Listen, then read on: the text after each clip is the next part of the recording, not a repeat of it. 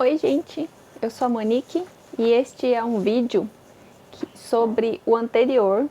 É basicamente um complemento do anterior, mas também uma revisão de informações importantes que você precisa saber sobre a evolução, sobre o que eu falei anteriormente, porque no que eu falei anteriormente foi em cima do que uma amiga do grupo me perguntou sobre como saber que você melhorou da Clostridium. E assim que eu postei, ela viu o vídeo. E ela trouxe informações valiosíssimas que eu não tinha conhecimento na época que eu gravei o vídeo, mas assim que eu achei extremamente importante o que ela me trouxe.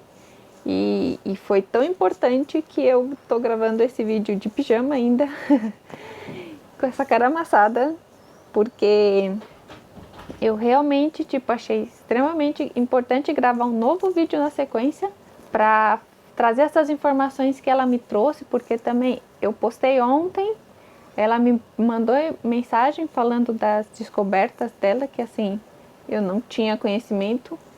Passei o dia inteiro ontem pesquisando e perguntando para algumas pessoas que eu conheço que tiveram a Clostridium, para bater, né, o que estava escrito com o que as pessoas também viveram, porque eu conheço pessoas que tiveram recidiva da bactéria, né, e essas pessoas são muito importantes, porque eu tive uma vez só, e essas pessoas tiveram uma recidiva, porque como eu falei, dentro de 3 anos a bactéria pode voltar, por isso que a pessoa precisa ficar esperta, né? Confrontei as informações com essas pessoas que já viveram, bateu tudo, casou tudo, e por isso eu tô gravando esse vídeo para trazer para vocês essas informações que eu acho muito importante. Então, a primeira dúvida que ela me levantou, eu achei ela muito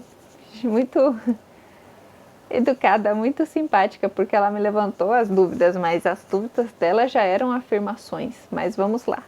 A primeira dúvida dela: leio em vários artigos e orientações sobre exames que o exame da Clostridium não deveria ser repetido como o exame de cura, que seria aquele que fazemos quando termina o tratamento, pois a bactéria muitas vezes é positivada mesmo depois de meses que a pessoa se livra dos sintomas. E se ela é positivada neste segundo, terceiro exame de cura, o que fazer? Realmente isso é verdade. As pessoas podem ter a bactéria no intestino, mas elas serem assintomáticas. Então elas não precisam ficar fazendo exames regularmente. Porque tem muitas pessoas por aí que podem dar positivo mesmo e nunca tiveram uma diarreia na vida por causa de uma bactéria. Então, assim, existem pessoas que são realmente assintomáticas para a bactéria e realmente não precisa ficar fazendo exames regularmente ou assim, porque testou positivo, ir atrás de tomar remédio e tal, porque realmente a pessoa só vai se agredir. Se a pessoa está bem, se a pessoa está sem sintomas, não precisa ficar fazendo exames regularmente. O importante é ela ficar acompanhando o quadro clínico dela. Se ela não teve mais diarreia, se ela não teve mais dor, se ela não teve mais sintoma nenhum, isso já é um sinal de que ela está bem, né? Está se recuperando da bactéria e a bactéria não está mais agredindo ela. Porque como eu falei em outros vídeos, nós temos a Clostridium no corpo. Só que ela precisa estar controlada. Se ela está controlada, ela não vai nos fazer mal e ela não vai entrar em atividade, porque existe uma microbiota que age em nosso favor. E também existem várias cepas de Clostridium no nosso corpo, existem várias e tal, e elas atuam na regulação da nossa microbiota. Se a nossa microbiota está equilibrada, ela não vai nos fazer mal, então a gente não precisa ficar fazendo exames regularmente. O importante de fazer exame é quando você está com diarreia, quando você está com alguma dor abdominal recorrente, que não passa, que você começa a ficar com medo de comer, com medo de beber, com medo de sair. Isso realmente você precisa buscar os exames para saber se a bactéria voltou ou não, se é uma crise só, se é uma recaída. Sintomaticamente você pode acompanhar a sua evolução, principalmente a minha amiga que teve a recorrência, ela teve a recorrência de 1 ano depois. E ela era que nem eu, ela era doida dos exames, ela fazia que nem eu, de 3 em 6 meses ela estava fazendo. E estava dando negativo dela, só que assim, quando os sintomas voltaram para ela, que ela teve diarreia uma semana toda e tal, ela ficou mal de novo, ela fez o exame de novo e positivou para ela. Com sintomas e positivo, a pessoa realmente tem que agir contra a bactéria, porque realmente pode ser ela, o quadro pode evoluir, piorar, então assim, é sempre mais importante ter essas informações e procurar ajuda médica para já acertar o tratamento correto para a pessoa melhorar logo, porque quanto mais cedo tratar, mais rápido você melhora e menos agressivo os remédios se tornam no seu organismo. A segunda dúvida que ela trouxe: vejo também orientação dos exames da toxina A e B dando preferência para a fezes diarreica. Se a pessoa está melhor, obviamente não será o estado das fezes. Queria saber se você sabe se há interferência no resultado das fezes estarem normais. Realmente, os exames de coleta de fezes são importantes ser feitos quando a pessoa está com diarreia. Pode não ser, por exemplo, a Clostridium, pode ser um rotavírus para uma criança, pode ser um parasita. Quando a pessoa está com quadro de diarreia, é nesse momento que ela precisa fazer os exames de coleta de fezes, porque esse desequilíbrio da microbiota vai mostrar nos exames de fezes que tem algum agente tóxico no organismo dela, né? Por isso que é importante fazer o cultura, o antibiograma, o parasitológico, para saber o que é que está agredindo a microbiota. Pode ser a Clostridium, mas pode ser um parasita, pode ser verme, pode ser várias coisas, né?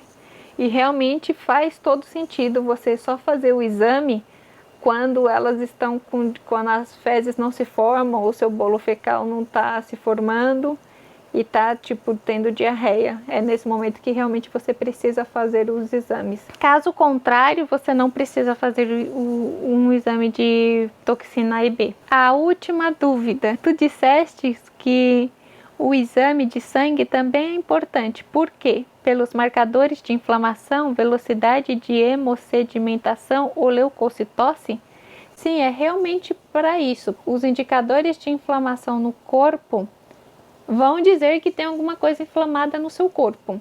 Se você está com diarreia, você faz o exame de diarreia, vai falar assim, ó, realmente está inflamado, tem uma parte do seu corpo inflamada e aqui está acusando um agente tóxico no seu corpo que está no intestino. Então vamos agir pontualmente nele para você melhorar logo. E os próximos exames que a gente vai fazer, a gente vai descobrir se esse agente tóxico reduziu junto com o tratamento que a gente o médico, né, vai te indicar. Por isso que é realmente importante, mas eu considero isso uma coisa muito pontual, uma coisa muito de hospitalar, porque quando eu internei, eu fiz exames todos os dias de sangue e tal, porque eu estava na UTI. Os médicos queriam saber se o meu corpo estava respondendo a Clostridium, se a minha inflamação estava reduzindo, junto com a testagem da Clostridium, se ela estava diminuindo e tal, porque quando eu internei eu estava com os meus leucócitos lá no alto, com os médicos achando que eu estava com infecção generalizada, e junto disso eles já testaram a bactéria e deram positivo. No decorrer do meu tratamento, meu corpo foi respondendo positivamente para o tratamento, então a inflamação foi reduzindo, a bactéria também foi perdendo força e eu consegui muito assim, breve, até 5 dias, 10 dias. Eu fiz um tratamento de 15 dias, só que 15 dias de antibiótico, só que eu testei positivo para a bactéria durante 5 ou 6 dias ou 7 dias.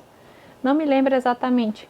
Mas eu acredito que isso é uma coisa muito pontual, muito hospitalar. Se você está com diarreia, se você está com dor abdominal, você realmente não precisa fazer o exame de sangue. Você vai diretamente nos exames de fezes, que você já vai saber o que é que está te causando, né? É basicamente isso. Eu considero o exame de sangue uma coisa pontual para o hospital, para saber a evolução do paciente, o quadro clínico dele e tal, né? Não quando você está em casa, você já você já tem uma diarreia e tal, então é melhor você ser mais assertivo no exame de fezes do que ficar no exame de sangue e tal. Então é basicamente isso. Realmente o exame de sangue é para saber uma inflamação que está para confirmar que tem uma inflamação no seu corpo caso você tenha diarreia, mas sinceramente, se você está com diarreia, faça um exame de coleta de fezes, cultura, antibiograma, parasitológico, que nem você vai ver que você vai até desconsiderar o exame de sangue caso dê positivo de fezes. Mas é isso aí. Muito obrigada por suas informações. Minha amiga, que você sabe, eu acredito que você vai ver esse vídeo. E mais uma informação importante, que foi assim, uma revisão do anterior sobre o corticoide. Que no anterior eu falei que os médicos estavam com receio de passar corticoide para as pessoas, dado que ele reduz a defesa do organismo. Eu fui me informar porque assim, na época que eu gravei o vídeo, eu estava com informações das pessoas do grupo dizendo assim, os médicos estão receosos de continuar passando o corticoide para a gente, porque a gente tem a imunidade baixa e isso pode causar a gente pode pegar o vírus, né, que está por aí. Desse tempo para cá, eu soube de muitos tratamentos que estavam sendo usado o corticoide como uma soma de remédios que estavam ajudando positivamente o corpo a melhorar da Covid. Aí eu fui me informar para saber o que era isso, né? Então, realmente, assim, o corticoide é um anti-inflamatório que, assim, ajuda muitas pessoas que têm asma, que têm bronquite, que têm o intestino inflamado. Sim, ele realmente ajuda. Os médicos estavam receosos? Estavam, porque realmente ele baixa a imunidade. Para os casos de Covid, as pessoas que tomaram esse remédio para tratar foi dentro de um protocolo médico que os médicos viram que ele, junto com outros medicamentos, ajudam a pessoa, ele ajuda a pessoa a partir do 6º, 7º dia da doença, quando você está sendo acompanhado pelos médicos e tal, eles estão seguindo um protocolo com você ou com a pessoa que está doente. É a partir do 6º, 7º dia que eles realmente vão usar o corticoide para esse tratamento. Caso contrário, eles não passam, porque assim, o protocolo médico do corticoide nisso é assim, eles medicam as pessoas a partir do 6º, 7º dia. Se a pessoa toma no primeiro ou no começo da doença, realmente ele baixa a sua imunidade e a resposta do seu corpo não é a mesma.